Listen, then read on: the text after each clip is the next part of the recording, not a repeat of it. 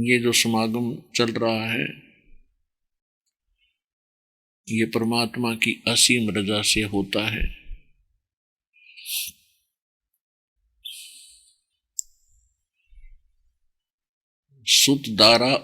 सुतदारा और लक्ष्मी घर पापी कह भी हो, और संत समागम हरि कथा तुलसी दुर्लभ दो।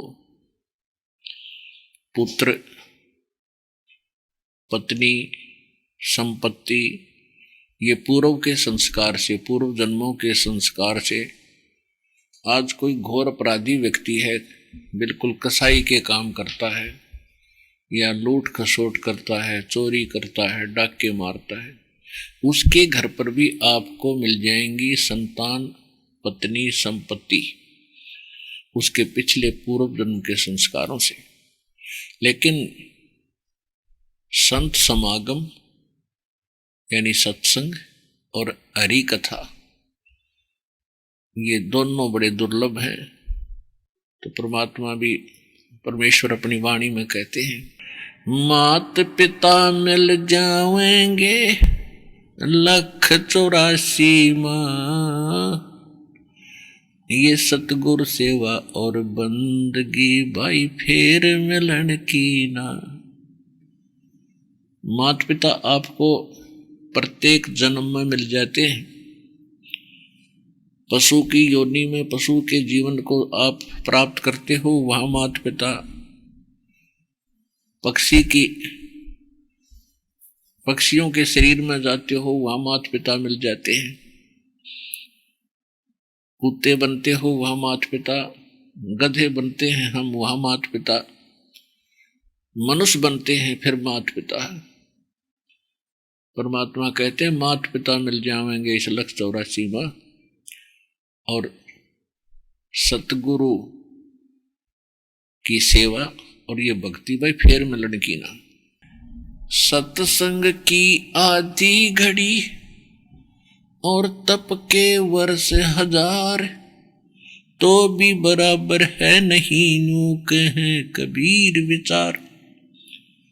सत्संग के अंदर आधी घड़ी यानी 20 मिनट, 15 मिनट, 30 मिनट भी इंसान यहां आ जाता है और सत्संग सुन लेता है ध्यान से, उसका जीवन बदल जाता है। और तब चाहे 1000 वर्ष तक कर लो, क्योंकि वो तो जैसा ज्ञान उसको प्राप्त है उसी के आधार से अपनी साधना में लीन है। और तप से क्या प्राप्ति होती है? तप से राज्य प्राप्त होता है।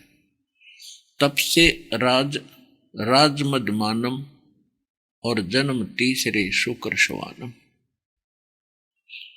तपस्या जो करते हैं वो अगले जन्म में राजा बनते हैं, और राजा के अंदर अभिमान बहुत घना हो जाता है, और फिर उस निरे खूब पाप करता है, ना जाने कितने व्यक्तियों को सताता है, और अगले जन्म में फिर कुत्ते और सुअर और गधे की योनि को वो प्राणी प्राप्त करता है। और सत्संग में आने वाले प्राणी को ये ज्ञान होता है कि कौन से भक्ति के काम कर्म करने चाहिए, कौन सी भक्ति ठीक है, कौन सी गलत है, फिर कौन से मनुष्य जीवन के कर्म हैं जो हम व्यवहारिक कर्म भी करते हैं, वो कैसे करने चाहिए, हमारा व्यवहार कैसा होना चाहिए, हमारे विचार कैसे होने चाहिए, और हमने किसी को दुख नहीं देना चाहिए। सत्संग के अंदर ज्ञान कराया जाता है कि जैसे कर्म आप करोगे वैसा आपको भोगना भी पड़ेगा। तो सत्संग में ये ज्ञान होता है तो ज्ञान से फिर डर बनता है। जब तक हमें ज्ञान नहीं है तो हमें डर नहीं बनता, और डर नहीं बनता तो हम उस वस्तु को जो भयंकर है उससे हम दूर नहीं रह पाते, और उसको ग्रहण करके हम मृत्यु को प्राप्त कर जाते, हानि उठाते। जैसे छोटे बच्चे होते हैं, उनको ज्ञान नहीं होता, उनको डर भी नहीं होता, सर्प को पकड़ लेते हैं, बिजली के नंगे तार को छू लेते हैं, मर जाते हैं। अग्नि में भी हाथ डाल देते हैं, चूल्हे में भी हाथ डाल देते हैं, गरम ठंडे गरम चाहे पर को भी पकड़कर अपने ऊपर डाल लेते हैं, गिर जाते हैं। तो उनको फिर कितनी हानि होती है। और जब वो सयाने हो जाते हैं, बड़े हो जाते हैं, उनका दिमाग ठीक काम करने लगता है। उनको बताया जाता है कि ये सर्प है, ये बहुत भयंकर जानवर है, ये अग्नि है, इसको हाथ नहीं लगाना चाहिए, ये करंट है इस तार के अंदर, इसको छूने से मौत हो जाती है। तो बच्चे को फिर सयाना होने के बाद उसको डर बनता है, और डर बनता है तो उनसे वो बच भी जाता है।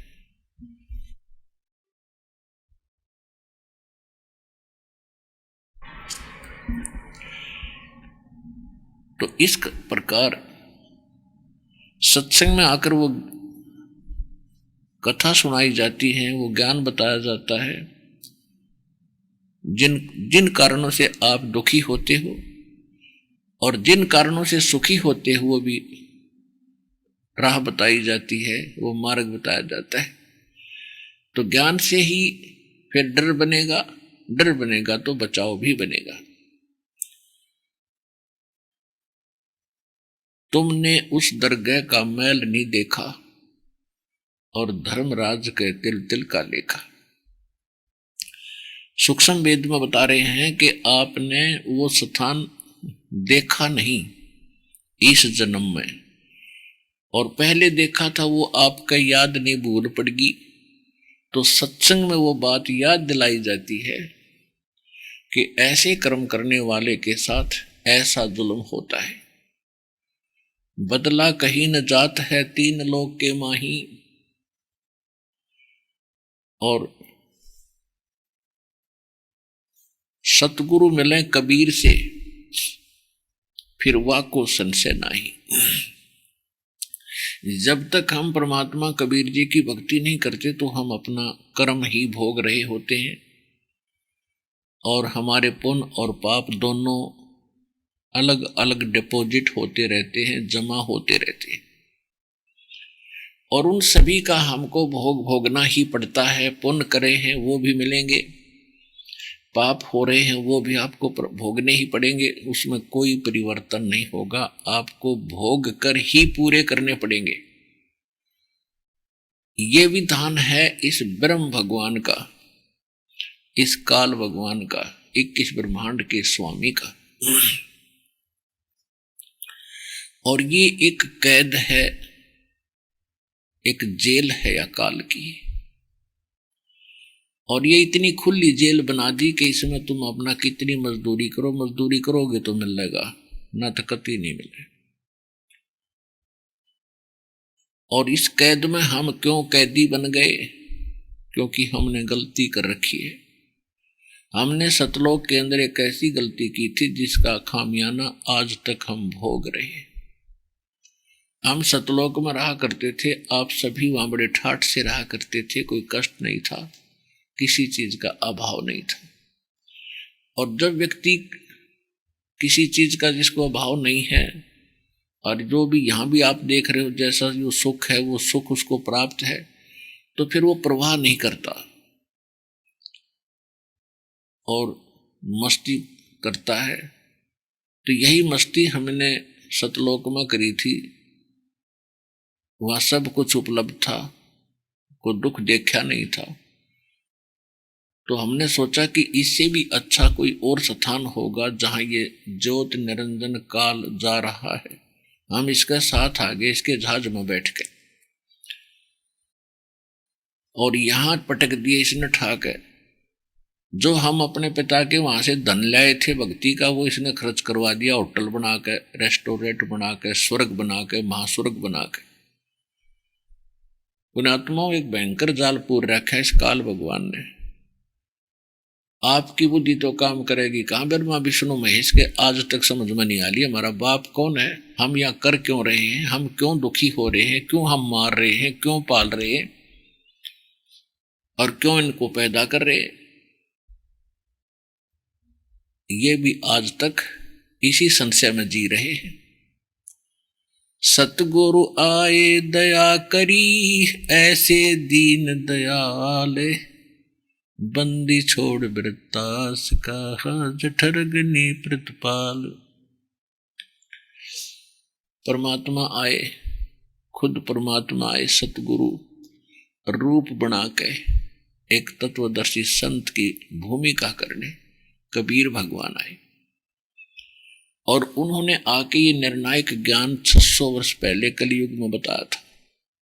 लेकिन हमारे धर्मगुरुओं ने हमारे को इतना भ्रमित कर दिया कि कबीर एक जुलाहा धाड़क है, शूद्र जाति से संबंध रखता है, इसको वेद गीता पढ़ने को मिले नहीं, क्योंकि उस समय सदग्रंथों को जानना पढ़ना केवल ब्राह्मणों का ही काम था, और ब्राह्मण वर्ग ही संस्कृत पढ़ने के अधिकारी थे, और कोई पढ़ नहीं सकता था। यानी उनको ये सेवा दे दी थी, भाई आप ये भगवान के ग्रंथ पढ़ो और फिर हम ना समझाओ सत्संग कर करके सिंपल वे में। और उनको ये भी बता दिया था कि तुमने कोई काम नहीं, हम तुम्हें पूजा भी देंगे, तुम्हें दक्षिणा देंगे, आप अपने बच्चे भी पालो और ग्रंथों को जानो अच्छी तरह।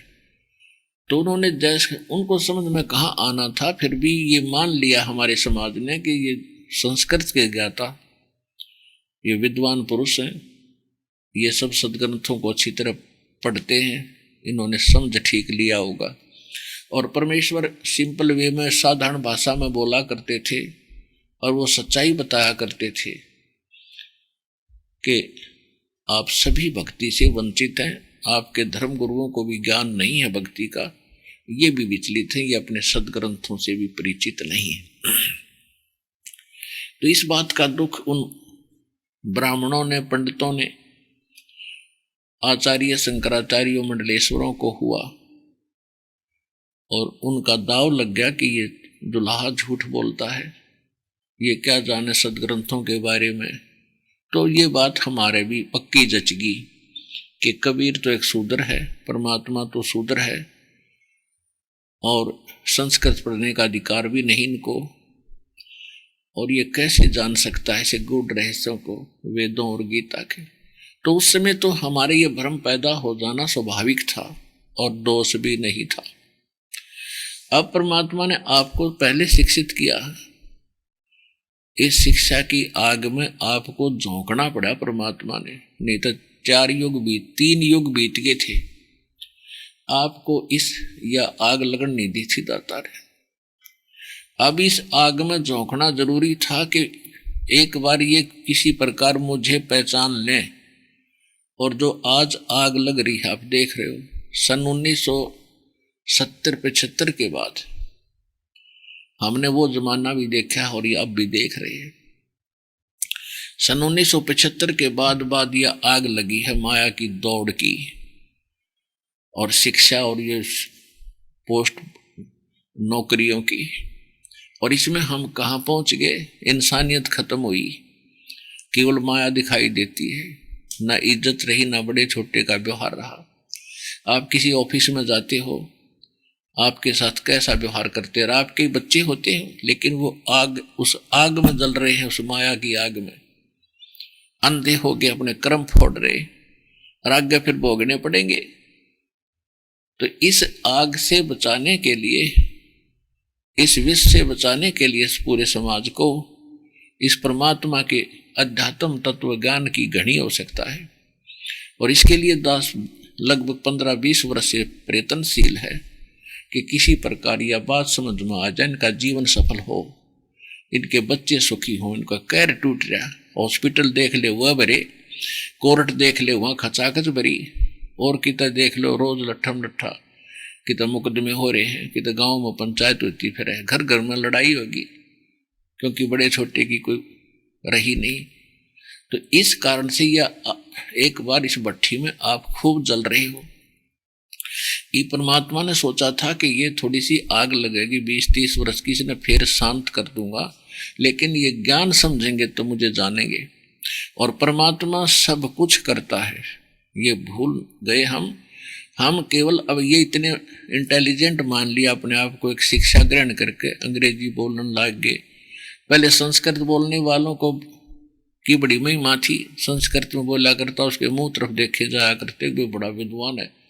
और उसका स्थान आज इंग्लिश ने ले लिया, अंग्रेजी ने। जो अंग्रेजी गटमेट में करता है, सारे ने सोचो बड़ा एजुकेटेड आदमी है, खाक एजुकेटेड है।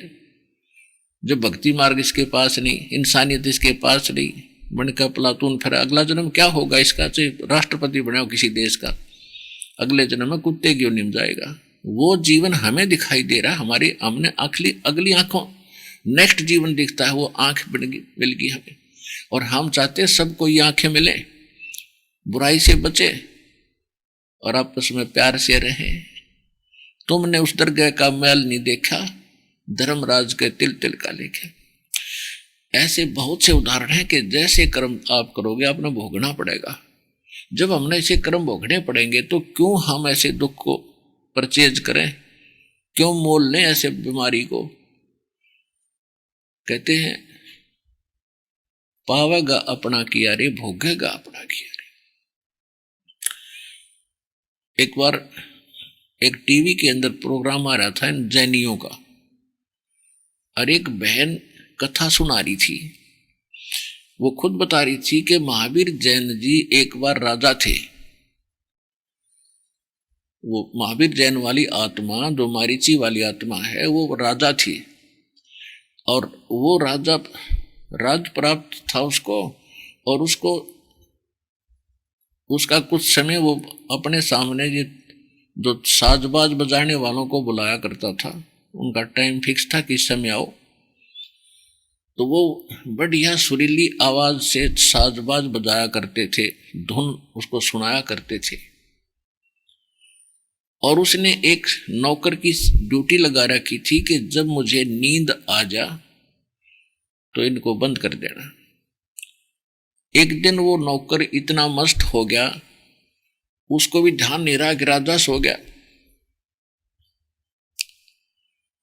और वह धुन बजती ही रही। तो उसकी एक कुछ देर के बाद आंखें खुली तो उसने देखा कि अभी ये धुन बजा रहे हैं, साजबाज बजा रहे हैं। तो उसने नौकर से कहा कि निकम्मी आत्मा, तूने बंद क्यों नहीं कराया इसको? तो बोला जी मेरा भूल लग गई। तो कहते हैं उस राजा ने आदेश दे दिया कि शीशा गर्म करके इसके दोनों कानों में डाल दो। अब शीशा गर्म कैसे जो है, इतनी हीट देनी पड़ी इसको। वो पिंग ला कर शीशा उसके दोनों कानों में डाल दिया। वो चिल्ला हुआ, बुरी तरह रोए, यानी मरा नहीं था, भुगते उसने काफी वर्षों तक। फिर वो बता रही थी कि फिर वो महावीर जैन वाले समय में जब वो धर्म देश उसमें था, साधना पर जंगल में साधना कर रहा था, वहां वही नौकर जो राजा के उस समय था उसका, वो नौकर वहां कोई गवाला बना हुआ था और वो उसके पास आता था, वो साधना कर रहा था। एक दिन वो उसकी रोटी राटी ले आता था उस महावीर जैन की। एक दिन उसने कहा कि महाराज मुझे कोई काम आवश्यक है, मैं जा रहा हूं और इन गौओं को देखना।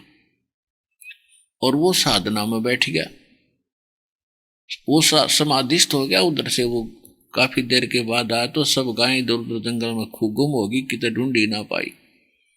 तो उसने कहा कि निकम्मी आत्मा, मैं तेरे से कह के गया था, तेरे कान फूट गए क्या?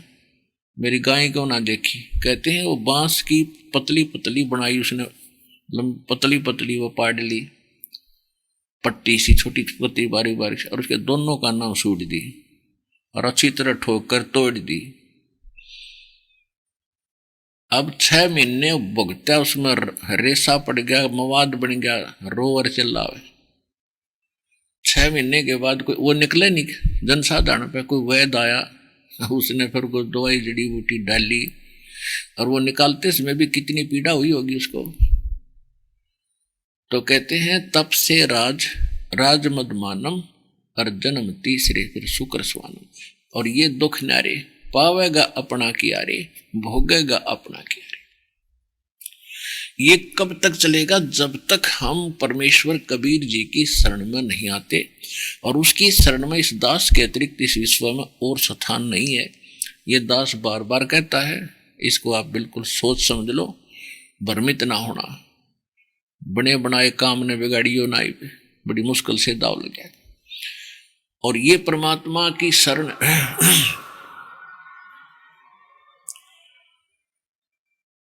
ये परमात्मा की शरण सतयुग त्रेता द्वापर में नहीं मिलती है। कोई इक्का दुख के भगत पर दया होती है, 10-5 हजार रुपये होगी तो अब मालिक का वो समय है फिक्स्ड, नहीं तो पहले भी कर देते, वो तो दाता है। लेकिन पहले हम इसको सुनना नहीं चाहते थे, पसंद नहीं करते थे। क्यों नहीं करते थे? क्योंकि हम इतने दुखी नहीं थे जितने ईब कलयुग में हो गए। अब सबके देख रहे हो, सुविधाएं खूब दिखाई देती हैं, पक्के मकान भी हैं, घर में कार कोठी या मोटरसाइकिल तकरीबन होगी है, नहीं फिर भी ठीक सा ब्योंत है 80% भारतवासियों का। और सुखी कोई नहीं, किसी ने बात बैठ कर देख लो चर्चा करके, 20 दुख सुना होगा आपने, 20। तो वो कोठी और उन कारों ने और उन मोटरसाइकिलों ने क्या दिया आपको? उस माया ने क्या दिया? माया तो आग है, आग से शांति हो ही नहीं सकती। इस माया के शांति करने के लिए भी हमने परमात्मा की भक्ति करनी पड़ेगी, फिर ये माया आपके अनुकूल होगी, हानिकारक नहीं रहेगी। श्रीमद् भगवद गीता अध्याय नंबर 7 के श्लोक नंबर 29 में गीता ज्ञान दाता ने बताया है कि अर्जुन, जो भक्त, जो श्रद्धालु, जो साधक जरा और मरण से छूटने के लिए प्रयत्न कर रहे हैं, वो उस तत्ब्रह्म से परिचित हैं। तत्ब्रह्म, ब्रह्म माने भगवान, उस भगवान से, तत्व माने उस, कौन से भगवान से? गीता अध्याय नंबर 18 के श्लोक नंबर 62 में कहा कि अर्जुन तू सर्वभाव से उस परमेश्वर की शरण में जा, तत्ब्रह्म की। उसकी कृपा से ही तो परम शांति को और सनातन परम धाम को प्राप्त होगा। तो यहां 7वें अध्याय के 29वें श्लोक में कहा कि जो व्यक्ति उस तत्ब्रह्म से परिचित हो गए, जिनको तत्वदर्शी संत मिल गए, तो वो जो जरा और मरण से छूटने का ही प्रयत्न वो व्यक्ति करते हैं, साधक करते हैं। जरा माने वृद्ध अवस्था का कहर और मरण माने मृत्यु, यानी जरा और मरण ये केवल सतलोक में छूटेंगी और कहीं नहीं छूट सकती, ना ब्रह्मलोक में, ना शिव के लोक में, ना विष्णु जी के लोक में, ना दुर्गा जी के लोक में, ना शंकर जी के लोक। ये तो सतलोक में छूटेंगी, वहां वृद्ध अवस्था नहीं है, वहां फिर मृत्यु नहीं, सदा युवा रहोगे, वहां कोई दुख नहीं, कोई अभाव किसी वस्तु का नहीं। अब देखो आप यहाँ क्या चाहते हो कि काम थोड़ा करें और सुविधा गणी हो। ये वृत्ति क्यों बनी आपकी? क्योंकि हम वहां पर कुछ काम था नहीं। नैष्कर्म में मोक्ष वहां प्राप्त होता है, नैष्कर्म में, यानी बिना करे काम का वस्तु मिलती है, और यहां करे से ही मिलेगी। तो हम वहां रहा करते थे, वो आज याद हमारे हृदय से यहां भी नहीं भूली जा रही, और हम यहां खोज रहे हैं नमक की बोरी में, नमक की मार्केट में, मंडी में, और हम बूरा का टेस्ट खोज रहे हैं। जितनी बोरियों में हम जाते हैं सब नमक की भरी पड़ी है। तो सतलोक के अंदर है वह मार्केट जो बूरा की, यानी सुख है सुख, मीठा है मीठा। तो ये 21 ब्रह्मांड नमक की मार्केट है और सतलोक बूरा की मार्केट है। तो सतलोक जैसी ही डुप्लीकेट नकल, यानी बूरा जैसा ही कलर होता है नमक का, जो कूट छान कर उसको बारीक कर लेते हैं, तो उसको हम बुरा मान के और खोद रहे हैं, और लेकिन टेस्ट वो आ नहीं रहा। हम इसी को मान लिया कि यूं है सुख होगा, इतना ऐसा ही होगा बुरा का टेस्ट। झूठे सुख को सुख कहे ये मान रहा मन मोदे, ये सकल चबीना काल का, भाई कुछ मुख में कुछ गोद। अब कहते हैं कि पावेगा अपना किया रे, भोगेगा अपना किया रे। और के 7वें अध्याय के 29वें श्लोक में श्रीमद् भगवद गीता में कहा है कि जो व्यक्ति जरा और मरण से मोक्ष चाहते हैं, छुटकारा चाहते हैं, वो तत्ब्रह्म से यानी और कोई यहाँ की इच्छा नहीं रखते। वो उनका एक का इरादा हो है कि हे भगवान फिर जन्म ना हो, इसे कर मैं फिर ना आवा दाता। और ये वृद्ध अवस्था, अब जब तक इंसान बूढ़ा ना होता इतना उसका जस्ती को ना, अगर दुख भी होगा वृद्ध अवस्था में। अब बूढ़ा चल रहा लाठी का धीरे धीरे से धीरे धीरे, और वो जवानदार है नोख है देश उसके पास से चल, तो उसको अब आभास नहीं है। और जब वो उसके साथ बीतेगी फिर बहुत दूर जा चुकी होगी वो बात। तो कहने का भाव ये है कि यहाँ तो ये दोनों चीज कंपलसरी है। एक आधा दूसरी बात है वक्त से मर जा, ना तो वृद्ध अवस्था और मौत दोनों सब में आवेंगी। तो इसका विकल्प एक है कि सत साधना हो, किसी की आत्मा दुखावे नहीं, तो वृद्ध अवस्था में भी कष्ट नहीं होगा इस भगवान की भक्ति से, और बहुत हल्का आपका जीवन ठीक बीतेगा। तो जो व्यक्ति यहाँ की किसी वस्तु की डिमांड नहीं करते, केवल इस दुख से छुटकारे के लिए अपना प्रयत्नशील हैं, तो वो तत्परम से परिचित हो चुके हैं और अध्यात्म पूरे अध्यात्म कर्म से भी वो परिचित हैं, अध्यात्म मार्ग से, और सभी कर्मों से वो लोग पूर्ण परिचित हो चुके। कर्म कैसे? जैसे आपने सुना था महावीर जैन जी जब राजा थे तो उसके पास वो समर्थ थे, और कितना दुख किसी ने दे लो, लेकिन वो विधान भूल गए भगवान का कि तुमने उस दरगाह का मैल नहीं देखा, धर्मराज के तिल तिल का लेखा। तो जब हम इस ज्ञान से परिचित होंगे, चाहे हम राजा हों और चाहे हम रंक गरीब हों, हम भगवान से डरने वाले बन जाएंगे। और भगवान से डरने वाले बनेंगे तो सेवादार जो होते हैं वो भी तो भगवान के बच्चे हैं, और उनको दुखी करना, ना जाए छोटी सी बात पर सजा घनी दे देना, तो उनका भी उसको भोग भोगना पड़ता है। जब हमें ये कन्फर्म हो जाएगा कि ये तो होगा, और ये कन्फर्म होगा ज्ञान से, और ज्ञान होगा सत्संग से, और सत्संग करते हैं सतगुरु, नकली संतों से भी ये ज्ञान नहीं हो सकता। कहते सतगुरु मिले तो इच्छा मिट पद मिल पदे समाना, और चल हंसा उस लोक बैठाऊं जो आज अमर स्थाना। तो सतगुरु मिलेंगे तो ये इच्छाएं खत्म करेंगे।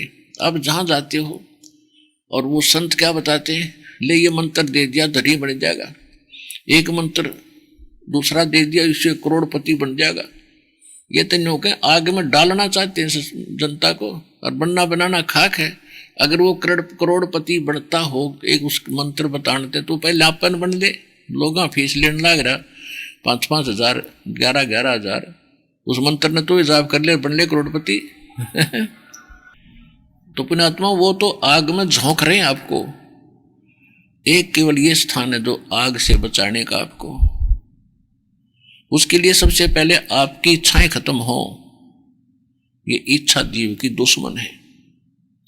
इच्छाएं हमारी क्यों बनी? क्योंकि हमने परंपरा घनी फैला दी, और इससे जोड़ तोड़ जुगाड़ में हम मर जाते हैं। ये पूरी नहीं होती है। कौन कौन सी परंपराएं हमने बढ़ा ली? एक तो कार कोठी बनाने की घना शौक बन गया, और हम भूल जाते हैं कि 1 मिनट में मृत्यु हो जाएगी। ये कहां फिर क्या लेके जाएगा यहां से? और पुण्यात्माओं गलत साधना भी करते हैं, उनसे भी ये बचाव नहीं होगा। आपके कर्म संस्कार जो पूर्व जन्म के हैं वो आपको भोगने ही पड़ेंगे, चाहे भक्ति की कर भी रहे हो। और नकली संतों से की जाने वाली साधना पहले ही शास्त्र विरुद्ध होने से हानिकारक होती है, उसका कोई यूज नहीं होता। श्रीमद् भगवत गीता अध्याय नंबर 16 के श्लोक नंबर 23 में कहा है कि शास्त्र विधि को त्याग कर जो मनमाना आचरण मनमानी पूजाएं करते हैं, उनको न तो सुख होता है, न कोई उनकी सिद्धि प्राप्त होती है, और न ही उनकी परम गति होती। और 3 वस्तु प्राप्ति के लिए ही हम परमात्मा को याद करते हैं, भक्ति करते हैं। घर में सुख हो, हमारे कार्य सिद्ध हो, और मोक्ष हो।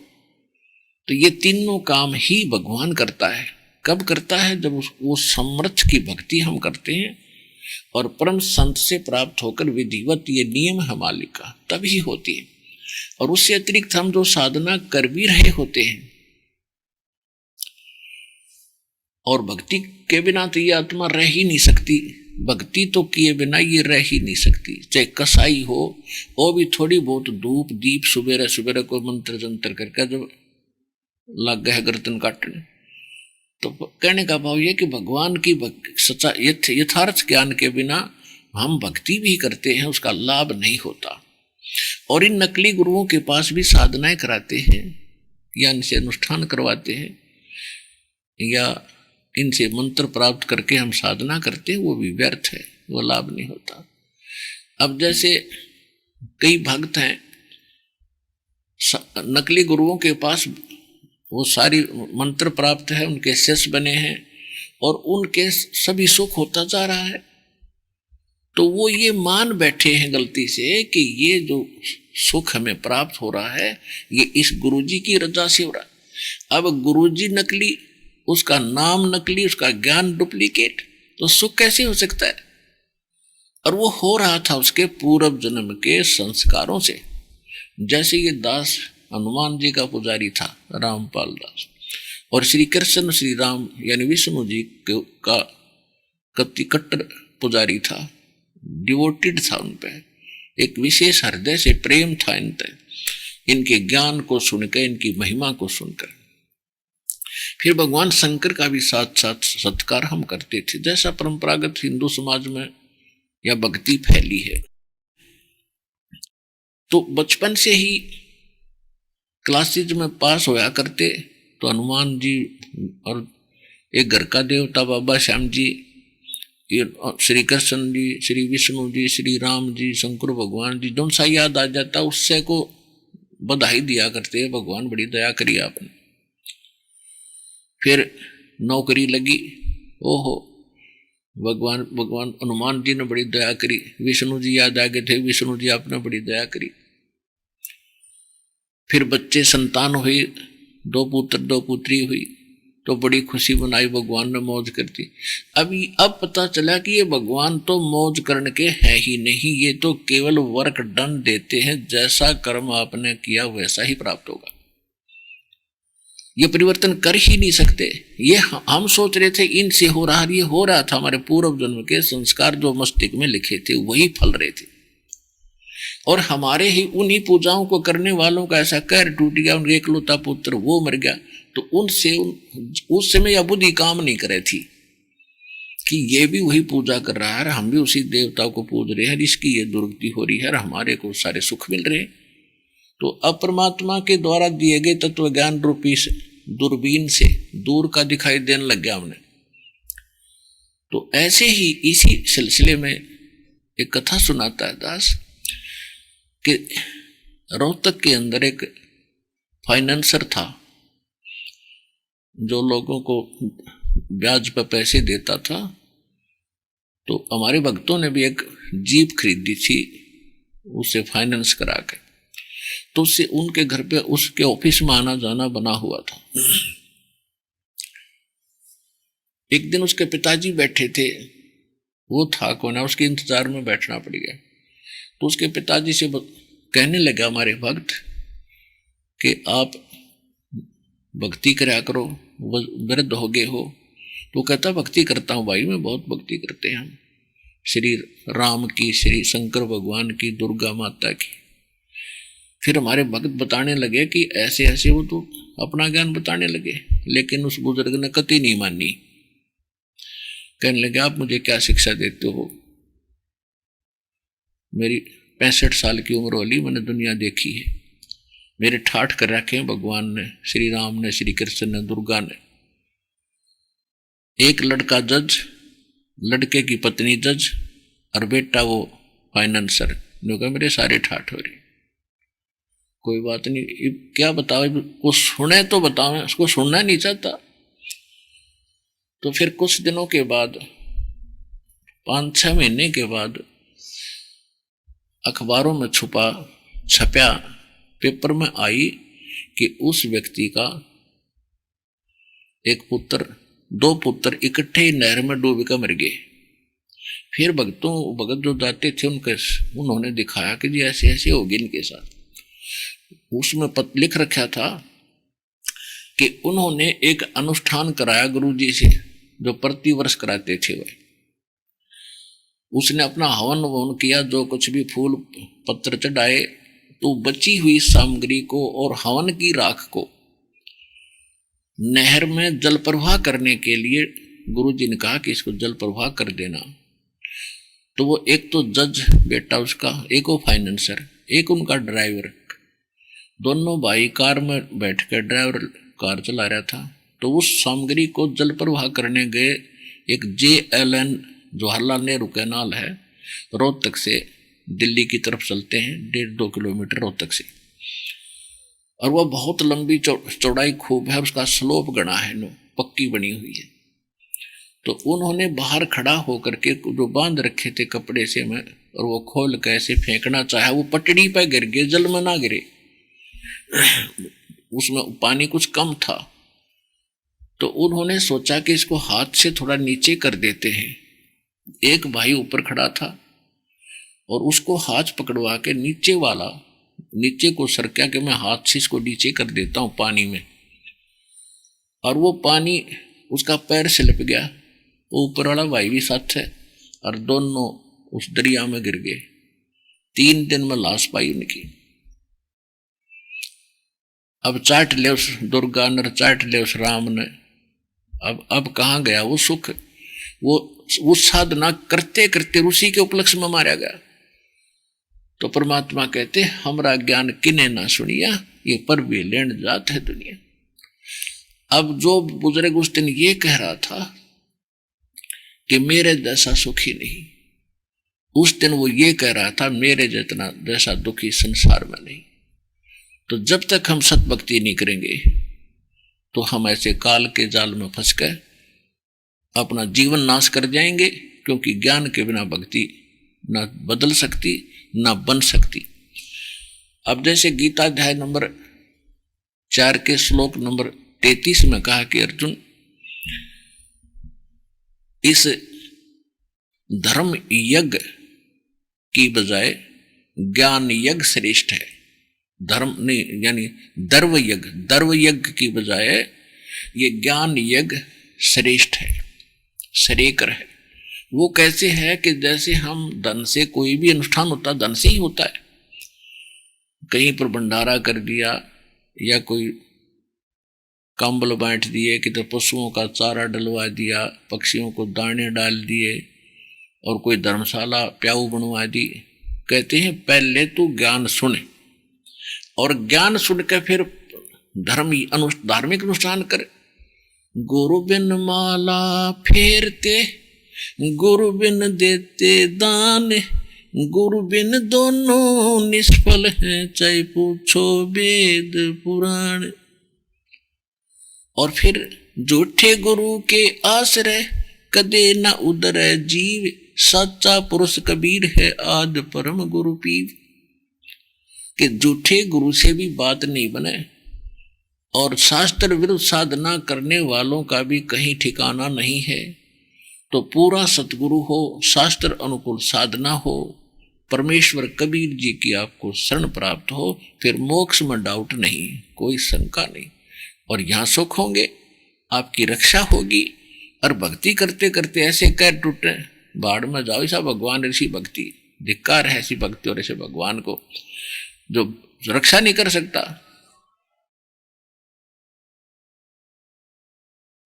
वो तो सूखा ड्रामा है, फिर भक्ति नहीं है वो, ना वो भगवान है। भगवान के गुणों में क्या लिखा है और हमारे साथ हो क्या रहा था, हम भक्ति भी कर रहे थे।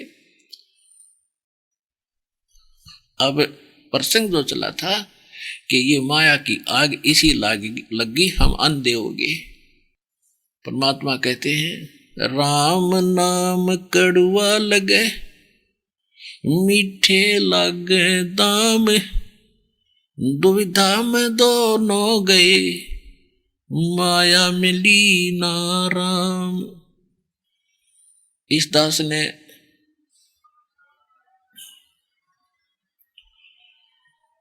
इस दास को ये दीक्षा प्राप्त हुई थी, ये ज्ञान सुना ही था, ये दीक्षा प्राप्त हुई थी और नाम यानी जो ज्ञान सुन रहा था और कुछ प्रभावित था, उसी समय एक मित्र ने आके बताया कि मेरा एक मित्र बैंक मैनेजर था और उसने रोहतक के सेक्टर 1 में कोठी बनाई, बैंक से लोन लिया और 3.5 लाख रुपए की कोठी पर लगाए। सन 1989 की बात है। आज तो मेरे ख्याल में 3.5 करोड़ में ना बना जब 3.5 लाख में कोठी बनती थी। और सारे वो धार्मिक अनुष्ठान कराने वाले भी गुरुजी बुला रखे। और कुछ उस संडे का दिन था, उसको कुछ सामान लेने के लिए वो बाजार में आया अपना 2 व्हीलर स्कूटर उठा के, और वहाँ मेडिकल मोड़ है। मेडिकल मोड़ के ऊपर एक मोटरसाइकिल यानी स्कूटर से स्कूटर टकरा गया आपस में और वो गिर गया, फुटपाथ पर कनपटी लागी, पड़ते मर गया। अब चाट ले उस कोठी ने।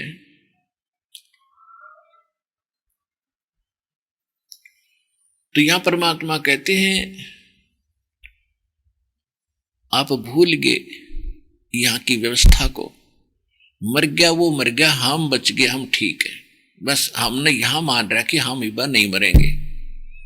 साथी हमारे चले गए, हम भी चालन हारे, कोई कागज में बाकी रह रही भाई, तात लगी है वारे।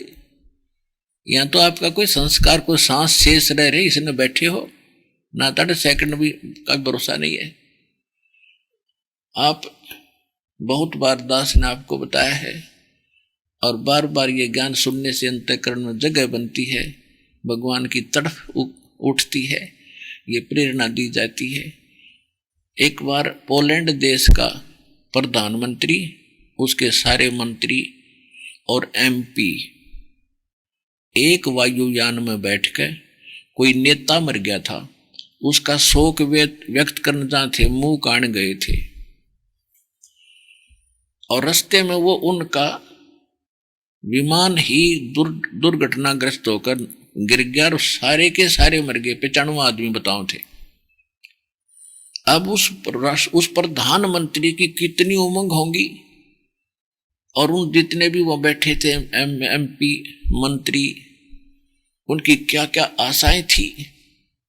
और कहां गई वो? बाढ़ में गई। परमात्मा कहते तुम रह कहां रहे हो, कुछ आंखें खोलो, ये नशा उतारो यहां का, पी कर बैठ के काल की भांग। कबीर ये माया अटपटी, सब गट आन अड़ी, किस किस न समझाऊं या को भांग पड़ी। सबका नशा कर रखा कि वो मर गया, हम ना मरे। अरे कमाल की बात है, प्रधानमंत्री मरने के लिए गया था उस जहाज में, वो भी न सोच रहा था तो ये करूंगा और वो करूंगा, फलान करूंगा। अब गधा बनकर कितना कुमार का फंस रहा होगा। तो ये बातें पुण्यात्मा याद रखो, और जब तक ये बात आपके हृदय में ना समाओगे ना तो आप भक्ति कर सकते। क्यों? भय नहीं बने, डर बिन भक्ति हो नहीं सकती, भय बिन भक्ति ना हो। बकवाद तो हम जब करते हैं जब हमें मौत ना दिखती हो। नानक साहब जी कहते ना जाने काल की कर डारे, किस विध ढल जा पासा वे, अर्जुन आते सरते बहुत खुड़कती उन्होंने केड़ा हासा। एक समय नानक साहब जी के पास जो उपदेशी भी जाते थे संतों के पास, तो उसने जाकर पूछा कि महाराज आप तो सदा मायूस से रहते हैं, आप कभी खुश नजर नहीं आते। अब जैसे हम क्या करते हैं, लड़के का विवाह होता है, ओहो छाती फूल जाए पिता की, अब पता नहीं क्यों करूंगा और ये करूंगा और डीजे बजाऊंगा। अपन आत्मा एक अखबार में चित्र देखा, पहले दिन वो डीजे बजा रहे थे, नाच रहे थे, लड़के का ब्याह था। अगले दिन वो लड़का अपना बारात जा रही थी, जिस कार में वो दूल्हा बैठा था वो किसी टकरा गए टैंकर थे। वो उस कार में 8 आदमी थे, 8 के 8 मर गए। और दूल्हे के साथ में तो खास निजी आदमी बैठा करें, कोई बहनोई या कोई फूफा या मामा, वो सारे मर गए। अगले दिन टक्कर मार रहे थे, बाल पाड़ रहे थे, एक दूसरे के भीतों से टकरा रहे थे। अब बजा ले डीजे, चाट ले सुख ने, तो हमारी आंखें बंद कर दी सज्ञान ने, और हम माच गए। हम समाज को देखकर बकवाद करने लगे। इसे गंदे लोक में एक सांस का भरोसा नहीं, कद बिजली गिर जा, और हम कैसे फुल्ले फिर रहे, तो बगैर ज्ञान के बाद बिगड़ रही है। अपना ब्याह करो बच्चों का, संयोग तो जोड़ना पड़ेगा, संयोग जोड़ दो, सिंपल वे से जोड़ दो, ये बकवाद गणी करनी। इसी कारण हमने बेटियों को अपना दुश्मन बना लिया, गर्भ में मारने लग गए, परंपरा गलत बना के। इन परंपराओं को हमने खत्म करना पड़ेगा, हम आगे जब बढ़ेंगे। अब जैसे हम हिंदू धर्म में जन्मे, आप इतिहास पढ़ के सीखो, क्योंकि हमने ना तो अपने सदग्रंथों का ज्ञान, हमने अपने ही अकल से, अपने ही दौड़ तोड़ से परंपरा बना ली। नकली संतों ने अपने ही दिमाग से हमें वो अज्ञान भर दिया, उसको हम ज्ञान मान बैठे। और इन गलत परंपराओं को हम अपना फाइनल मान लेंगे तो करनी पड़ेगी। अब जैसे जब ब्रह्मा जी, विष्णु जी, शिव जी का ब्याह कराया, विवाह किया, उस समय ना तो कोई डीजे बजानिया था, ना कोई बाती था, ना बराती था, ना कोई जलेबी तारनिया था। दुर्गा ने 3 लड़कियां उत्पन्न की, समुद्र में डाल दी, वहां से जब वो सागर मंथन हुआ, वहां से निकल आई। जो पहले निकली थी बड़ा ब्रह्मा जी था, ब्रह्मा जी से कह दिया बेटा इसका नाम सावित्री है, और तेरे इसका विवाह कर दिया, जा बेटा अपना घर बसाओ। दूसरे नंबर की लक्ष्मी जी थी, लक्ष्मी का विष्णु से विवाह कर दिया कि जा बेटा ये तेरी पत्नी, तू इसका पति, घर बसाओ। तीसरे का विवाह कर दिया पार्वती से, शंकर जी का, अब जाओ बेटा या तेरी पत्नी, तू इसका पति, हो गया ब्याह। तो हम गीत तक गाते हैं उन भगवानों के, और सांग जोड़ते अपना न्यारा।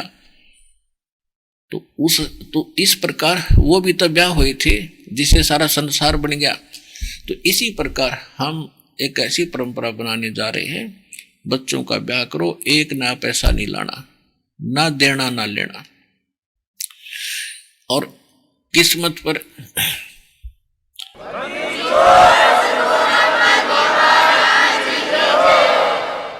पहला फार्मूला तो ये देखो कि जो भाग्य में लिखा है बेटी और बेटे को वही मिलेगा, इससे कम बत्ती नहीं हो सकता, चाहे सिर पटक लेना। हाँ, और फिर हमें मिल गए ऐसे भगवान अब कि जो अन्ना हमारे भाग्य में होगा, जो हमें आवश्यक होगी चीज, वो जरूर देगा यू, और जो हमारे भाग्य में बुरा होगा कर्म, उसने काटेगा। तो भगवान को इसलिए खोजा करते कि हमारे 2-3 ताप भी कटें, प्रारब्ध में लिखे हुए दुख भी मिटे, तभी हम भक्ति करें। एक हम पहले कथा सुना करते भजनी और सांगियों से, वो कथा सुनाया करते थे। एक राजा के 3 बेटी थी, और पहले ये धार्मिक लोग बहुत हुआ करते, राजा भी, तो संतों को बुलाया करते थे, उनको बच्चों को बैठा कर कथा सुनवाया करते थे। तो सारे बच्चे कथा सुनते थे, राजा भी बैठता था। अब ये कथा का असर नहीं हुआ तो कथा सुनने का फायदा क्या हुआ। तो उनमें से एक लड़की थी, उसको ये पक्का विश्वास हो गया कि भगवान ही सबका पालक है। जैसे बताया जाता है कि मां के गर्भ में किसने पाला आपको, ना मां को सेव कर सके थी, ना पिता का वहां कोई जोर चला था, ना कोई वहां खाना पहुंचाया जा सकता था। तो वहां भी तो परमात्मा ने जुगाड़ किया, मां की नाभि से आपकी नाभि जोड़ दी, और आपका शरीर कितना सुंदर बना दिया। और बाहर आने से पहले परमात्मा को कितनी चिंता आपकी, बाहर आने से पहले मां के सतन में बाहर आते ही दूध भर दिया, और पहले ना था टोपा भी उसमें। तो भगवान आपका कितना खैर खवा है, कितनी केयर टेक करता है, आपको उसको पता है इसको क्या चाहिए था। और ईब आप सियाने गणे बन गए, भगवान से दूर हो गए, उससे भी ऊपर पहुंचना चाहते, इंटरनेट बना लिया, जहाज बना लिया, ऊपर भेज दिए, वो जेट विमान भेज दिए, इन पर मंगल ग्रह पर खाए जाओ धक्के, इनमें के खाली पत्थर पड़े। ये जो स्थान है उसकी खोज करो, जो हम बताएंगे उस स्थान पर जाया जाएगा जहां सदा सुखी हो गए। तो जो प्रसंग चल रहा है उसी पर आते हैं हम। तो हमने अपने बच्चों का जो विवाह करना है वो बहुत सिंपल वे से करना है। तो उस राजा की लड़की का ये बात समझ में आ गई कि भगवान ही सब कुछ करता है। माता पिता का जन्म भी संस्कार से हुआ हमारा। आज बेशक हम राजा की लड़की हैं और आगे संस्कार ही चलेगा, पिता हमारा कुछ साथ नहीं दे पाओगे। आप भी देख रहे हो, आप अपनी बेटी को विवाह करने के बाद क्या देते हो? अब परंपरागत ये थोड़े बहुत दान दहेज दे दिया करते हैं, क्या उससे सारी उम्र सुखी हो जाएगी वो? नहीं, उसने अपनी मेहनत मजदूरी करके अपना निर्वाह करना ही पड़ेगा और देगा भगवान। तो उस बेटी के पक्की समझ में आ गई, परमात्मा करता वही फाइनल है। तो एक दिन तीनों बहन बैठी थी, वो जिक्र चल रहा था। तो उस एक बहन जो छोटे वाली थी उसने कहा कि बहन, पिताजी ने तो ठीक हम पाल पोष दिए परमात्मा के ही आदेशानुसार संस्कार, और आगे प्रत्येक प्राणी अपने संस्कार से ही आगे चलेगा। तो वो दो थी, वो अनजान थी। वो कहने लगी, तू क्या पिताजी को नहीं मानती? मानती हूँ पिताजी को, पिताजी मानती हूँ। तो तेरा पेट पिताजी नहीं भर रहा? नहीं, पेट तो भगवान भरे सबके। उन दोनों ने जाकर पिताजी को सिखा दिया। हकीकत न्यू का है, पिताजी यानी भगवान ही सब कुछ करता है, मेरा कर्म मिल जाएगा, इसमें कोई नहीं कुछ कर सकता। तो पिताजी ने कोई इस बात का गुस्सा हो गया, अब देखूंगा या कितनी सुखी होगी। उन दो को तो विवाह कर दिया राजाओं के लड़कों से, और तीसरी का विवाह कर दिया एक लकड़ी काट के, जंगल से लकड़ी काट कर लाता था और शहर में बेचा करता था।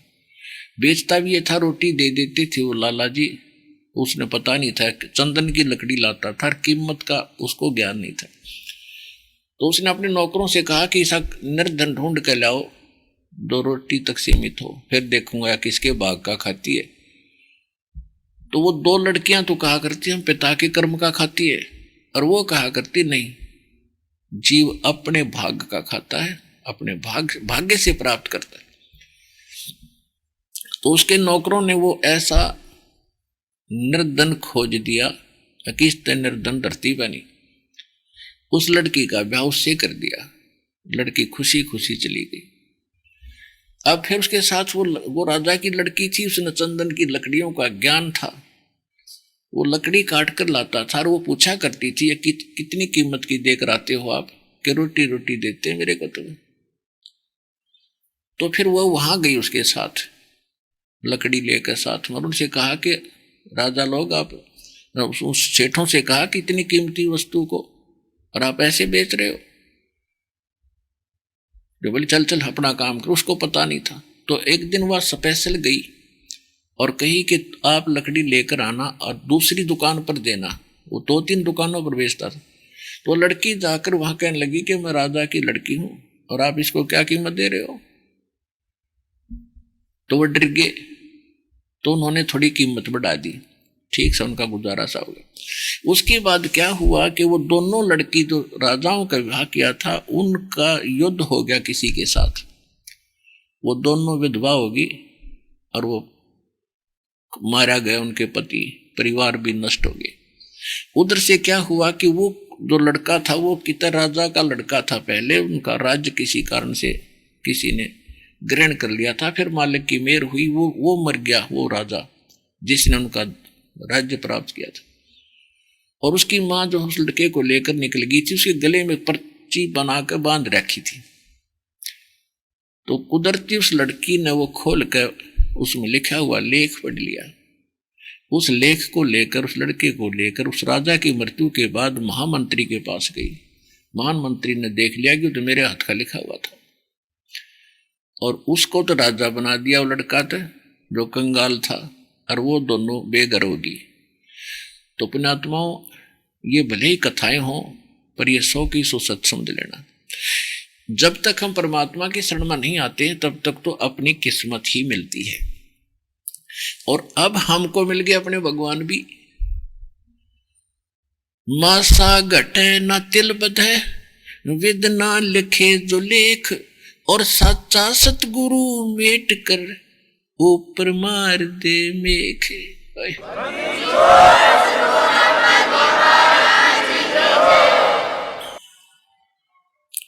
जब तक हम परमात्मा की शरण में नहीं आते तब तक तो अपना कर्म भोग रहे होते हैं, और ये विधान है कि जैसा कर्म विधाता ने लिख दिया वो मिटे नहीं, लेकिन पूर्ण सतगुरु की शरण में आने से उसको मेट कर, और मेख मारना मतलब फॉर एवर फिनिश्ड, सदा के लिए खत्म वो पाप कर्म, और शुभ कर्म लिख देगा मालिक अपनी कलम से। सतगुरु हाथ लेखनी सब भैया, राम नाम कड़वा लगे ये मीठे लगे दाम, दुविधा में दोनों गए भाई माया मिली ना राम। ये मुरदास के पूज्य गुरुदेव जी अधिकतर पंजाब में रहते थे।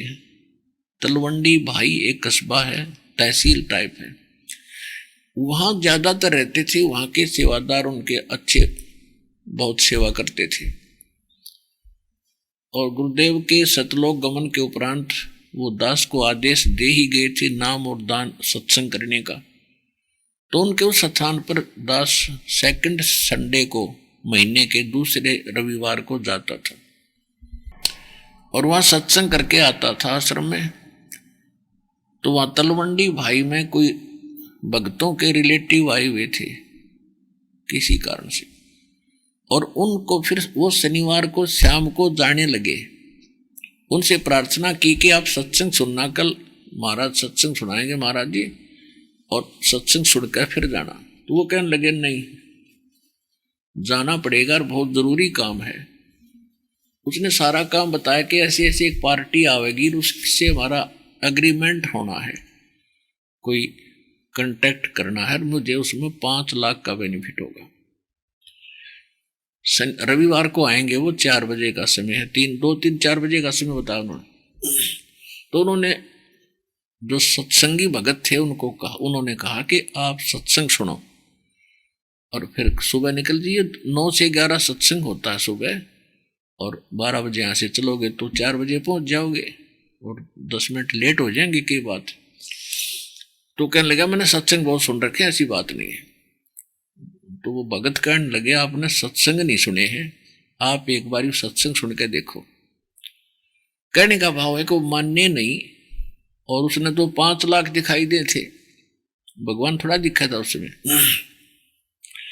वो चले गए, चल पड़े 4 बजे से। चंडीगढ़ जाना था उन्होंने, चंडीगढ़ से थोड़ी सी दूर रह गए थे। एक ट्रक खड़ा था बजरी का भरा हुआ, और उसके पिछले पहिए निकाल रखे थे, कोई डिफेक्ट हो गया, कोई जैक लगा रखे थे। मारुति कार थी, पूरा परिवार 4 सदस्य, 2 बेटा 2 बेटी, एक बेटा एक बेटी, स्वयं दोनों, और पूरी स्पीड तो जा रहे थे। 5 लाख दिखे थे, या गाड़ी उड़ कर चल पड़े तो और बढ़िया। वह मारुति कार उस स्पीड से, और जैसे सुख है उसके प्रारब्ध में तो उसको मिलेगा ही मिलेगा, उसमें कोई अड़चन नहीं पैदा होगी।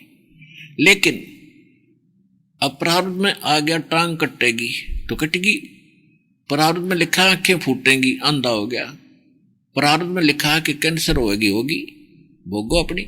लेकिन जब हम परमात्मा की शरण में आ जाएंगे, इस भक्ति के करने से वो प्रारब्ध कर्म अपने आप नष्ट हो जाएंगे जो हानिकारक है अपने लिए।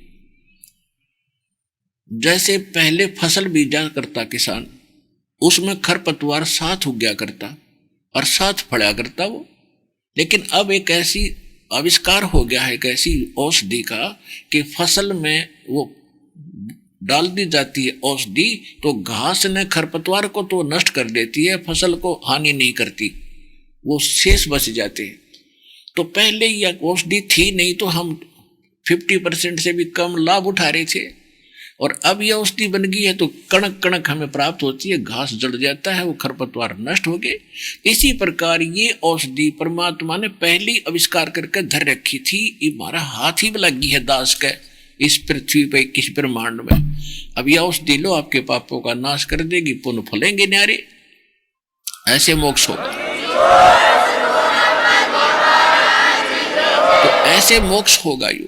जब तक पाप नाश नहीं होंगे हम आगे कैसे बढ़ेंगे? भोग यहाँ दोनों का भोगना पड़ेगा। फिर लास्ट में हमने पुण्य और पाप का यही हिसाब करना पड़ेगा, और वहां केवल भक्ति जाएगी हमारे साथ। तो पुण्य हमारे को इसलिए जरूरत है कि यहाँ आवश्यकता हमें पड़ेगी, थोड़ा सुख, शरीर में सुख रहे, परिवार में सुख रहे, तभी हम भक्ति कर सकेंगे और हम ठीक ठाक रहे। और चलते समय इसके जो पुण्यों का अकाउंट वहां देंगे तो और इसका हमारे ऊपर कुछ ऋण है, त्रिकुटी पर जाके हिसाब करेंगे, सारा लेखा जोखा करके फिर केवल भक्ति जो हमारी रियल भक्ति है, सत्य नाम की, सार नाम की, वो हमारे साथ सतलोक में जाएगी।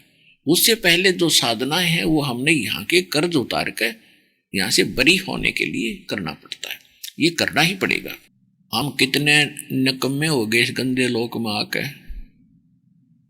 एक कमाल नाम का लड़का,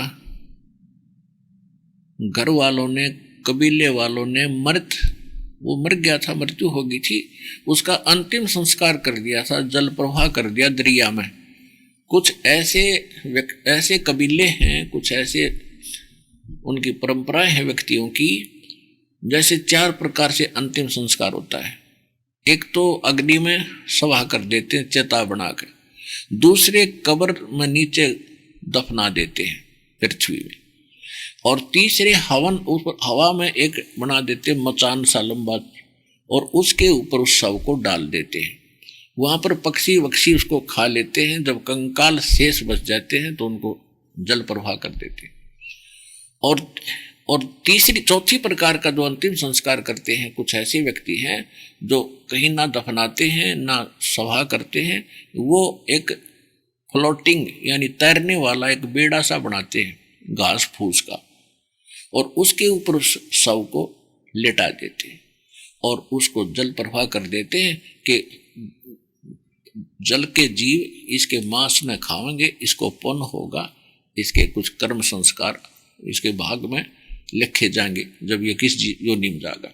तो ऐसा उन्होंने उस लड़के को जल प्रवाह कर दिया था। और शेख तकी ने एक जद लगा दी थी, क्योंकि परमेश्वर कबीर जी ने सिकंदर लोधी का जलन का रोग आशीर्वाद से ठीक कर दिया था, परमेश्वर कबीर जी ने। और सिकंदर लोधी ने गुस्से में आकर स्वामी रामानंद जी, जो परमात्मा के एक लोक दिखावा गुरु थे, उनका सिर काट दिया था तलवार से। और कबीर साहब ने उस सिकंदर लोधी के सामने जीवित कर दिया था स्वामी रामानंद वो पंडित जी। तो सिकंदर लोधी ने जब ये चमत्कार देखे और अपना दुख दूर हुआ देखा तो सामने भगवान दिखाई दिया। ये बात उसने अपने धार्मिक गुरु से बता दी, किसको? शेख तकी को, कि पीर जी, ओहो भगवान अल्लाह संत देखे पर इससे नीचे नीचे एक ऐसे मेरा छू मात्र से मेरा रोग नाश कर दिया, असाध्य रोग था, और ऐसे मैंने उसकी गुस्से में आकर रामानंद की गर्दन काट दी थी, उसको जीवित कर दिया। अब 2 फकीर 2 वजीर ये इकट्ठे नहीं रह सकते। अब उस शेख तकी ने सोचा कि तेरी तो पूरी प्रभुता हो रही थी, सारा मुसलमान धर्म तेरे को मान रहा था, सिकंदर लोधी राजा तेरी कितनी इज्जत करता था, और अब ये इसको अपने पास रखेगा, तेरी चौधर भी गई, तेरी रोजी रोटी भी गई। तो ईर्षा वश हो गया, ईर्षा वश होकर परमात्मा से ईर्षा करने लगा। ये इस ताक में रहने लगा, किस प्रकार इसको नीचा दिखाऊं, और राजा के हृदय से यूं गिरे और इसको भगाओ यहां से। तो शेख तकी ने कहा कि राजन, मेरे सामने ये कुछ करके दिखाएगा तो मानूंगा मैं, नहीं तो मैं पूरे मुसलमान धर्म के व्यक्तियों को कह दूंगा राजा काफिर हो गया, हिंदू बन गया, एक हिंदू को गुरु बना लिया। राजा को इस बात का पता था कि इसने एक बार ये आग लगा दी तो डटे ली डटे, बड़ा चिंतित हो गया। और उनको छोड़ दे कैसे, जिसने जीवन दान दे दिया, सामने भगवान दिखाई दे। अब वो बीच बिचाले फंस गया, ना वो शेख तकी को जवाब दे सकता है क्योंकि उसका राज जाता दिखे, और भगवान का वो कृतज्ञ हो क्योंकि जिसने ऐसा कमाल कर दिया।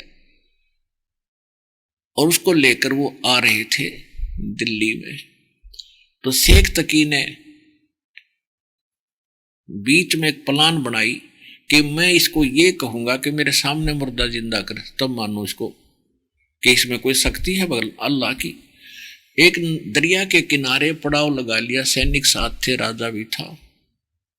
वे ना धोकर सुबह खाना बना के यहां से चले गए। तो शेख तकी सुबेरा मुंह तो ना बोला है, सिकंदर लोधी थे।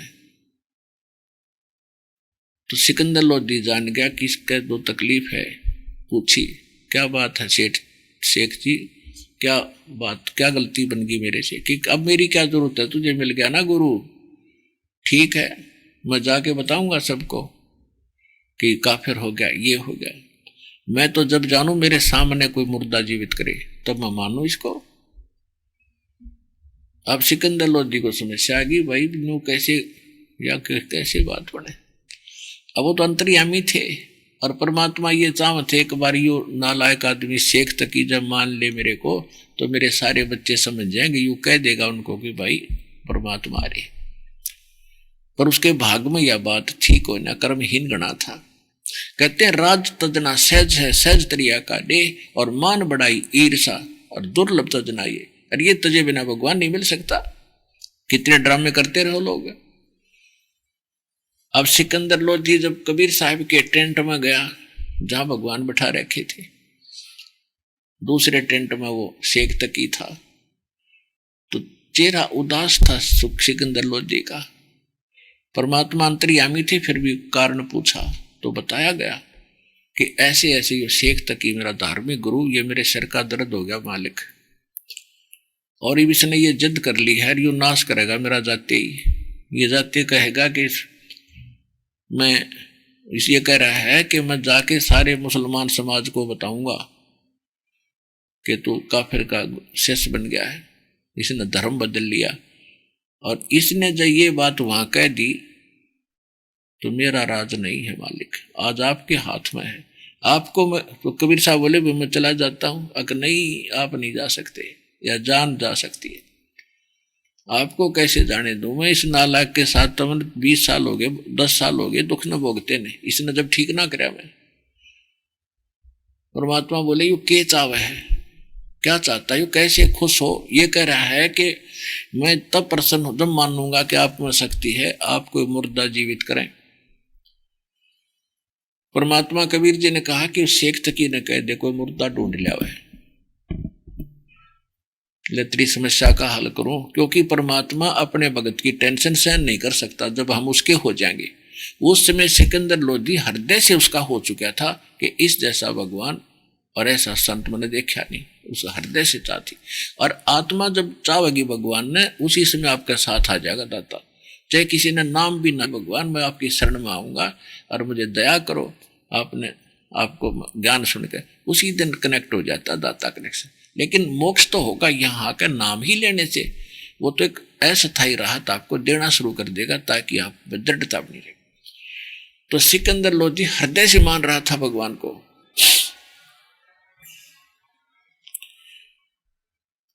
तो परमात्मा ने कहा कि भाई ठीक है, उसको कह दे को मुर्दा लिया है। सिकंदर लोधी ने जाके शेख तकी से कहा कि पीर जी कोई मुर्दा लाओ। वो कह रहे हम करते हैं कोशिश। शेख तकी ने कहा कि कहां से लाऊं मुर्दा, में कभी होगा जब देखूंगा। अब सिकंदर लोधी ने सोचा बस यो हम दिल्ली पहुंचा, रास्ते में थे, काशी से दिल्ली आ रहे थे और रास्ते में थे। उसको पता था कि दिल्ली गया और दिल्ली जाते इस नाग लानी है, यो मन नहीं कती, जिद का पक्का है। और मुर्दा पता नहीं कब होगा और कब आवेगा। अब कहते हैं अपने भगत की पल पल की टेर सुनते जाता। वहां तक तो राजा मर लेता, हार्ट अटैक होकर दिल्ली तक थे, पता था उसको ये जीवन नहीं का। क्योंकि भगवान साथ हमारा दृढ़ होता है इतना विश्वास, क्योंकि हम इतने काल के लोक में इतने पीट दिए इसने, हम इतने डरा दिए इसने। अब जैसे कुत्ता गली में बैठा हो और एक आधा निकम्मा उसका कड़ में लठ मार देता है और वो ट्या ट्या करता हुआ भागता है, और फिर चाहे उस लाठी ने धरती में खुड़का दे वो फिर भी ट्या ट्या करा मारा भाई। तो मारा इसने कड़ में लठ मार रखा है इस काल ने। हम इतने डरा रखे हैं कि हमारा दल दृढ़ होता, नीचे भगवान बैठ जाए हमारा दूर आके। फिर यो दर्द करे भी योएगा, यही करेगा, साथ देगा। जब 10-5 बार आपको ऐसी रक्षा कर देगा, जब आप दर्द होगे, कहाँ सचमुच भगवान न पड़े हैं भाई, ये तो भगवान ही है। तो फिर दर्द भी योए करेगा और किसी के बस का नहीं, हमें दर्द कर दे इस भक्ति पर या यहाँ पर। अब मालिक ने सोचा, कबीर भगवान ने, कि वहां तक तयु कति मर लेगा, इसका प्लस रेट कति घट जाएगा। परमात्मा क्या देखा, थोड़ी इस देर में क्या देखते हैं कि वो मुर्दा जो जल प्रवाह कर दिया था घर वालों ने, वो मुर्दा आ रहा है दरिया में। क्योंकि उस समय सुबह कोई नहा रहा था, कोई धो रहा था घाट के ऊपर, तो देखा सैनिकों ने कि एक मुर्दा आ रहा है, मुर्दा आ रहा है। मुर्दे की चर्चा चल रही थी, तो सबने बताया कि सिकंदर जी को कि राजन मुर्दा आ गया, मुर्दा आ गया। तो कबीर साहब को बुला के, महाराज मुर्दा आ गया, शेख तकी को बुला लेके आ जाओ। अब सारे खड़े हो गए दर्शक देखने खातिर। परमात्मा ने कहा कि पहले शेख तकी ट्राई करे, जब मैं करूंगा ना नहीं करूं, ये तो कह देगा मैं भी कर दूं इसने। तो सब करने के ठीक है शेख तकी, आप भी संत हो और ये भी संत है, आप भी ट्राई करो। बेटा मुर्दे जिंदे होते हैं कभी, हाँ लगा करने। फूफा करी, वो मुर्दा चला गया काफी दूर, ना हुआ तो कहता मुर्दे जिंदे होते हैं, वो तो कयामत के बाद होंगे, कयामत आएगी तब होते हैं, ऐसे कोई मुर्दा जिंदा होता है। तब सब कहने लगे भगवान आप करो। परमात्मा ने जो मुर्दा चला गया था डाउन स्ट्रीम में, जिधर पानी बह कर काफी दूर, परमात्मा ने ऐसे संकेत किया था उसको, वो मुर्दा उल्टा चल पड़ा, वो सव ऐसे जैसे अगन बोट इंजन वाली किश्ती चलती है अपोजिट जल के, और वहां आकर नीचे लहर चल रही है और ऐसे आके खड़ा हो गया वो मुर्दा सामने। और परमात्मा ने कहा कि हे आत्मा जहां भी है, और कबीर हुक्म से इसमें प्रवेश कर और बाहर आ जा। उसी समय लड़के में कंपन हुई और लड़का बाहर आ गया और मत्था टेका, बोलो बंदी छोड़ कबीर भगवान की जय हो। तो कहने का भाव ये है कि सभी दर्शकों ने कहा कि कमाल कर दिया, कमाल कर दिया। उस लड़के का नाम कमाल रख दिया और लड़के को परमात्मा ने अपने बच्चे के रूप में, बेटे के रूप में पाला पोसा, उसको भक्ति मार्ग सुनाया। और हम कितने कर्त घनी हैं ये दास बताना चाहता है। जब वो हो गया 20-25 वर्ष का और ज्ञान रोज सुनाई करता, उसका कथा याद होगी परमात्मा जो बताना चाहो थे। फिर वो वक्ता बन गया, संगत में ज्ञान सुनाने लग गया अलग अलग स्थानों पे। तो सारी भोली जनता जो बगैर ज्ञान के भोली संगत जो है न्यू मार खावे। अब जब वो लड़का, वो उसको ज्ञान हो गया, कथा सुनाने लग गया इधर। पुणात्माओं ये जो पीछे हमने गलतियां करी हैं, जिन कारण से हम यहीं फंसे रह गए, वो फाउल पॉइंट बताए जा रहे हैं। हम कहाँ कहाँ मार खाते हैं, और इब कई मार खाइयो ना, नहीं तो बहुत बड़ी बात बढ़ जाएगी आपकी। अब क्या था कि उस लड़के को, जवान लड़का था, बढ़िया आवाज थी, परमात्मा का ज्ञान आत्मा को छूता है। चाहे कोई कीर्तन लल्लू पत्तू को लल्लू पंतु सा भी सुनाने लग जाए कथा ने, उसको भी अट्रैक्ट करता है, लेकिन उसके पास है तो कुछ नहीं, समाधान तो है ही नहीं उसके पास। अधिकारी के बिना यह कथा, यह ज्ञान सुना सुना सुना बराबर होता है। तो सारी संगत में लगभग ये हो गया अधिकतर, कभी कमाल तो गुरुजी जैसा ही ज्ञान सुनाता है। हो कई तो ये कहते हैं गुरुजी से भी बढ़िया बात ज्ञान सुनाता है, इसका तो बहुत ही अच्छा तरीका है सुनाने का। ये बात कुछ भगत जो पुराने समझदार थे उनको खटकी के ये गलत कह रहे हैं, ऐसा नहीं कहना चाहिए। फिर तो गुरु जी कहाँ गुरु रहे, यू गुरु हो गया तुम्हारा तो। लेकिन वो अनजान थे, माने नहीं, परमात्मा तक बात आई। परमात्मा ने सत्संग के माध्यम से भी बहुत कुछ ज्ञान देने की चेष्टा की, और कमाल को भी धमकाया कि निकम्मे क्यों कर्म बिगाड़े तू अपने, और क्यों न लेकर डूबे। लेकिन उसमें अभिमान छा गया। अब कहने का भाव यह है कि परमात्मा के साथ रहता था, सेवा करता था खूब, लेकिन सारा कुछ कर फिर बिगाड़ना तो फिर बातें खराब है। जैसे हलवा बना दिया, हलवा देसी घी का, और फिर उसमें ठा कर गोबर गिर दिया तो के खाक बनाया, फिर ना बनाता इसका अच्छा था। यानी भक्ति करी, गुरु जी की सेवा भी करी, और फिर अभिमान छा गया तो करा कराया नाश हो गया। वो ना बनाया, वो बना कहाँ फिर आपका, तो घट गया, खत्म हो गया। तो कहने का भाव ये है कि उसमें ये अभिमान छा गया कि मेरे जैसी सेवा भगवान की कोई नहीं कर सकता। और उसमें जो श्रद्धालु उसकी तरफ आसक्त हो गए थे, उनका नाम कट गया, वो भक्तिहीन हो गए। और परमात्मा संकेत करा करते, भाई गुरु को तजय बजय जो आना, तापसुआ को फोकट ज्ञाना। जो गुरु को छोड़ के और अन्य में आस्था करता है, एज ए गुरु, या न्यू भी कहते हैं भाई गुरु जी जैसा ज्ञान देता है, भाई यो तो कति कमाल कर रहा है, खाक कमाल कर रहा है। यो कहते हैं गोरख से ज्ञानी घने और सुखदेव ज्योति जिहान, सीता सी बहु भारिया ये संत दूर अस्थाने। परमात्मा से ज्ञान प्राप्त करके गोरखनाथ इतना ज्ञानी विद्वान पाक गया उस भोली जनता में, न जाने कितने जीव उसके पीछे लग गए थे, और बड़ा ज्ञानी है, बड़ा ज्ञानी है, बड़ा विद्वान है। परमात्मा कहते हैं गोरख से ज्ञानी गणे, ये ज्ञान चुरा कर दुनिया बकबक करती फिर, उनका समाधान तो है ही नहीं। और सुखदेव जैसे जति बहुत हैं। सुखदेव ऋषि जो थे ये अपने बड़े सोचे थे, और एक परीक्षा ली थी राजा जनक ने, ये खरे उतरे थे, एक औरत भेजी थी उनके पास, और उसने बहन बेटी माई कहकर उसको वहां से वापस कर दिया था। तो उस दिन के बाद सुखदेव जी जति रूप में प्रसिद्ध हो गए थे।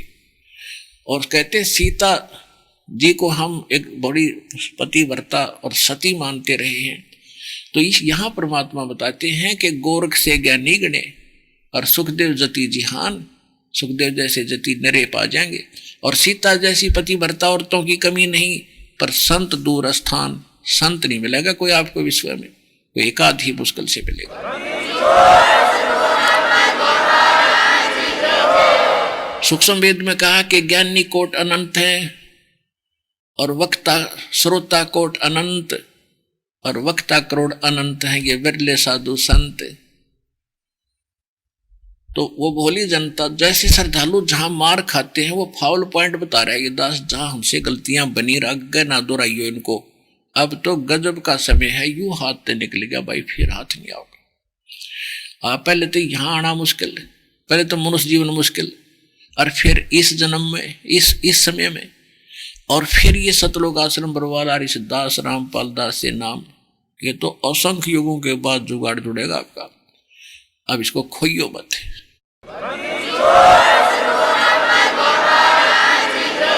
जैसे माता गर्भ को रख यत्न बनाए, ठेस लगे तो छन होवे तेरी ऐसे भक्ति नसावे।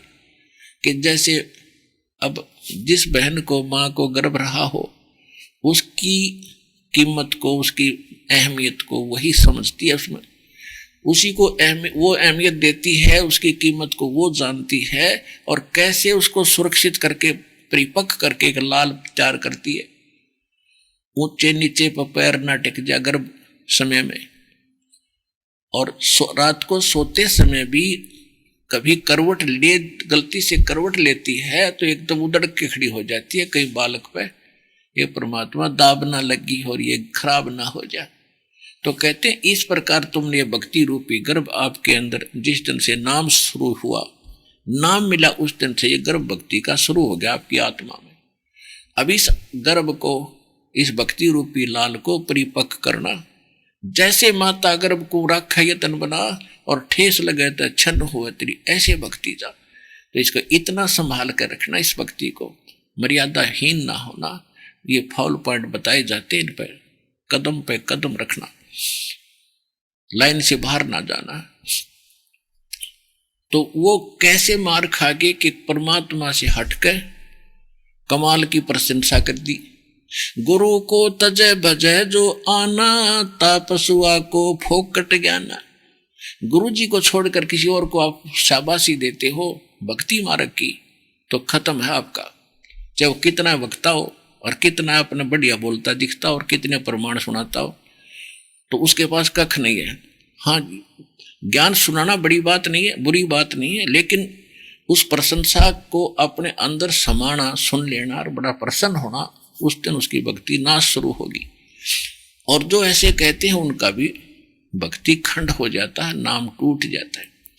तो फिर वो क्या करते हैं, फिर जो भी एक बार नाम खंड हुआ, यानी से भयंकर दरिया से गुजर रहे हैं, संसार से हम आगे चल रहे हैं और नौका का रस्सी बांध रखी है परमात्मा ने, और वह रस्सी टूट गई, कट गई, तो वह नौका, दूसरी नौका तो चल रही है और जो उसके समर्थक बांध रखी थी उसकी रस्सी कट गई, वह अब भी चल रही है लेकिन उसका ठिकाना कुछ नहीं।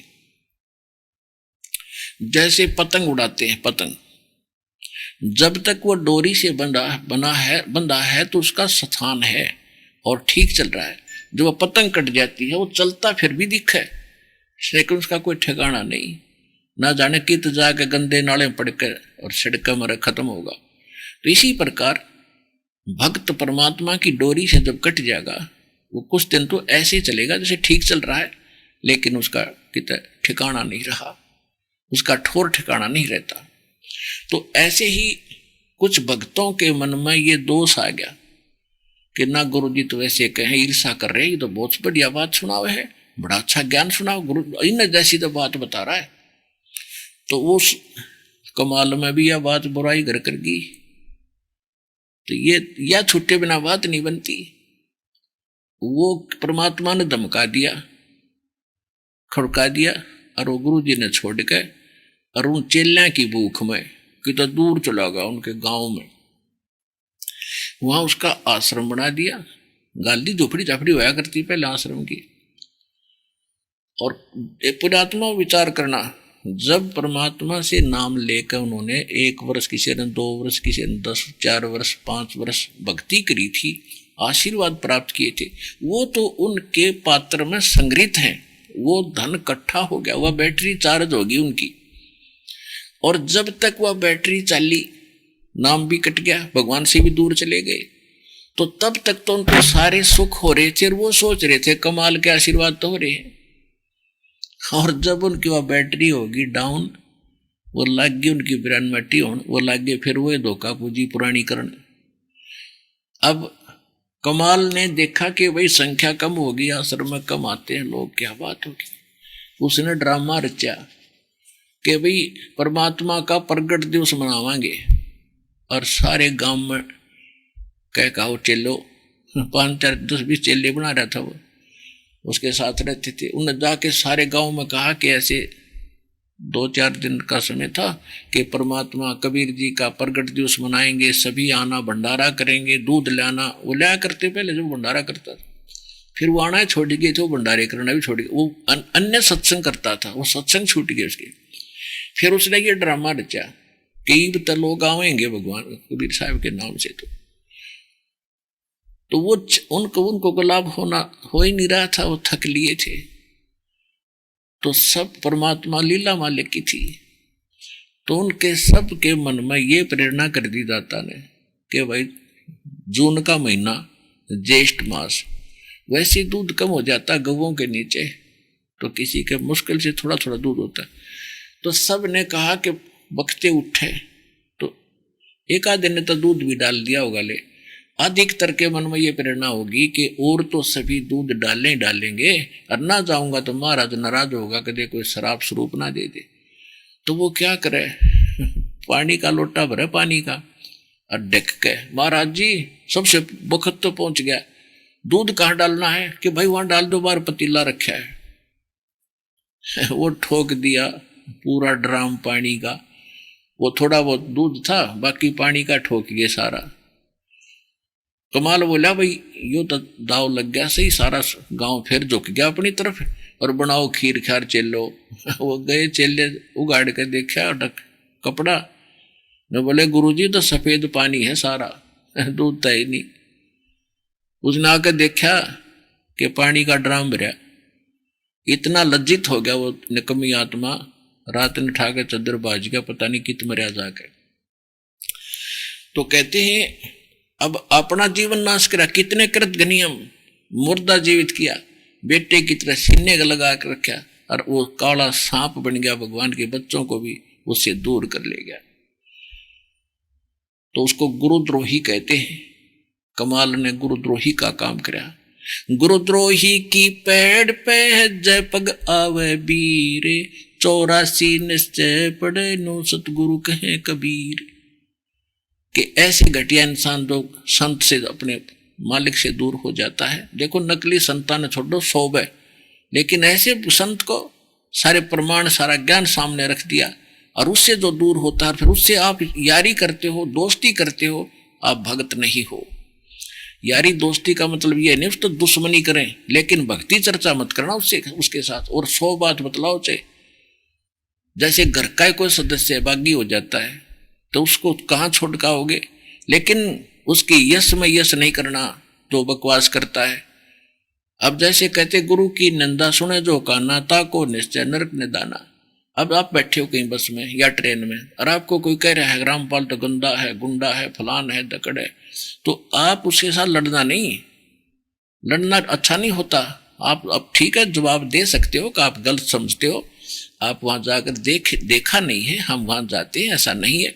वो फिर भी नहीं मानता है तो आपने उसको सुना नहीं। उसने कहा अवश्य, लेकिन आपने सुना नहीं। और जो उसकी यश में यश कर देता है, कैसा भी हो सकता है भाई, तो उसने सुन लिया तो उसको नरक मिलेगा जब फिर से नहीं सुधरा और फिर से अपना उपदेश लेकर सही ढंग से नहीं लगा। तो कहते हैं गुरु की निंदा सुने जो काना, ताको निश्चय नरक निदाना। और जो सुन के उसने, उसकी बात का असर नहीं हुआ तो सुना नहीं आपने।